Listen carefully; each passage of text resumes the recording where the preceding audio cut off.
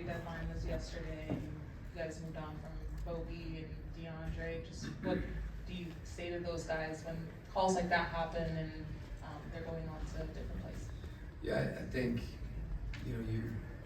we appreciate more than anything what, Bogey and Dre have contributed here.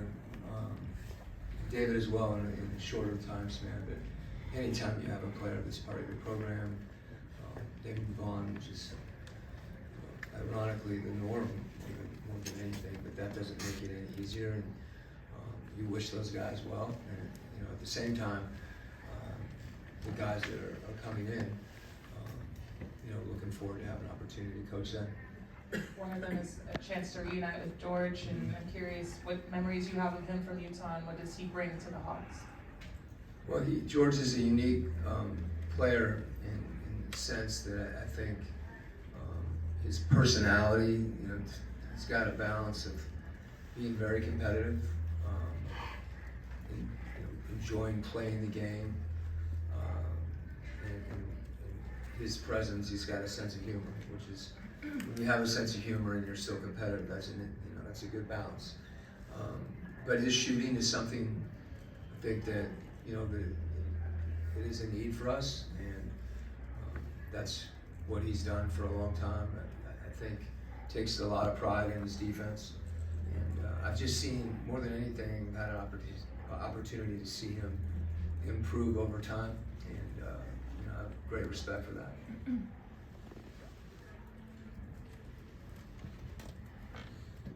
The other two new guys, Karis and Terrence, well, I know you coached against, never coached, Yeah. but what do you make of what they're going to bring to you when they are here? Well, excited about those two guys as well. I think, Karis's ability to create, both for himself and for other guys, I think is something that's valuable to a team. I think people maybe don't see or don't know that he's a very determined and efficient defender. That's something also that that we appreciate. And in Terrence's case, his versatility is something that you've seen for years. His ability to guard multiple positions, knock down shots, and compete on both ends of the floor. So all those guys bring something a little different. But I also think all of them, have an opportunity to continue to not only contribute here, but I'd like to see them continue to get better and to help our team collectively. Coach, Bogey had a really strong season last season and then a really strong Olympics. Was set up for him to have a good season this year, but he was never able to really get going. Was there something you can pinpoint other than the injuries for why he seemed to struggle this year? Yeah, you can dismiss other than the injuries pretty quickly, but I think my point being that that's a significant thing when you're have to sit out at the beginning of the year and trying to find your rhythm. And I know how hard he worked to be healthy, and that's that happened, and I'm excited for him for the opportunity that he has. And as you mentioned, Bogey had a long year last year with the NBA season and the preparation and the Olympics.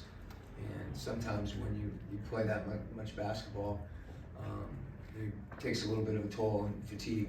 But he's ready to roll, and as I said, wish him the best in his new endeavors.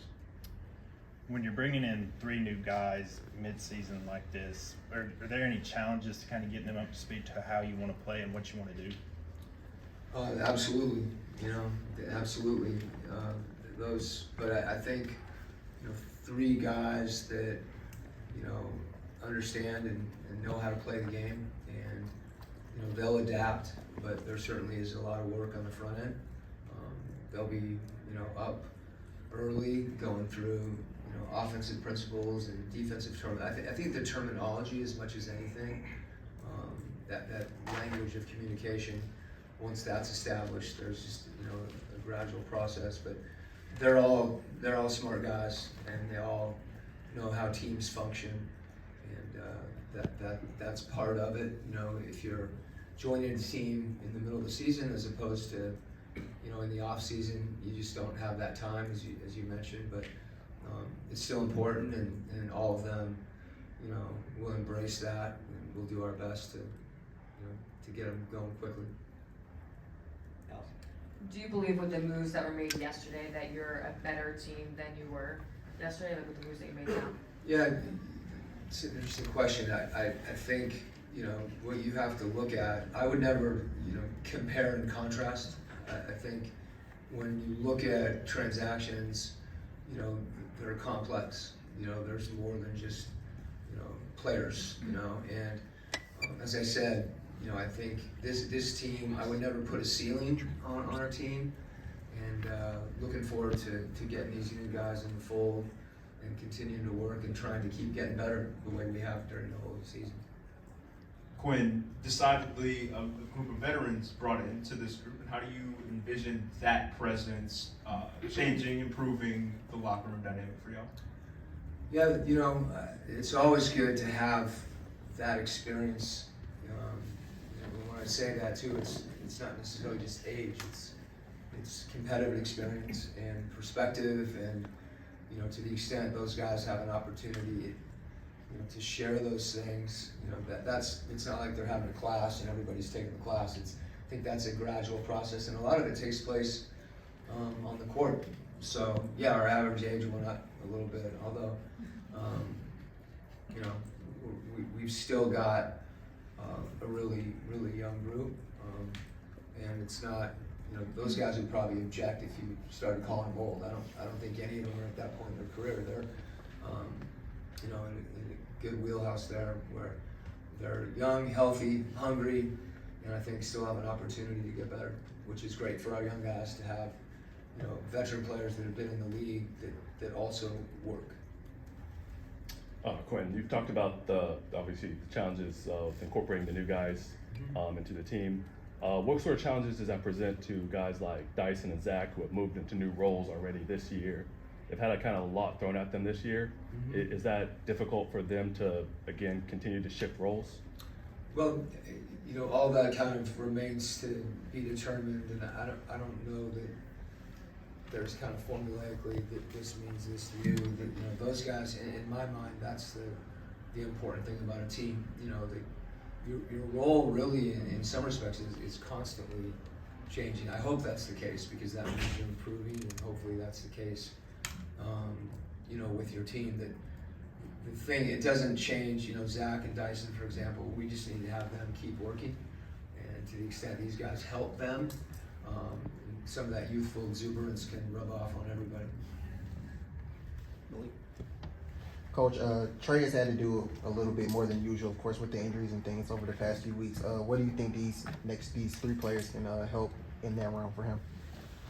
Yeah, you know, I think the biggest thing for Trey this year has been continuing to grow as a player. You know, anytime, you know, you establish yourself in a certain way, in a certain style, and then, you know, those things evolve. This is a dynamic league. If you look how people were playing 3-4 years ago, a lot of times it won't even look the same. And I think that's been the important thing for Trey, is to continue to evolve and adapt and improve in that way. And this is similar to that. You know, I think that's been something that for Trey is essential, is that, you know, you've seen games where he's impacting the game different ways, and as you mentioned, his minutes have gone up of late for some of the reasons that you mentioned. You know, and I'd like to see him continue to kind of take what the game gives you, and shoot it and pass it and defend.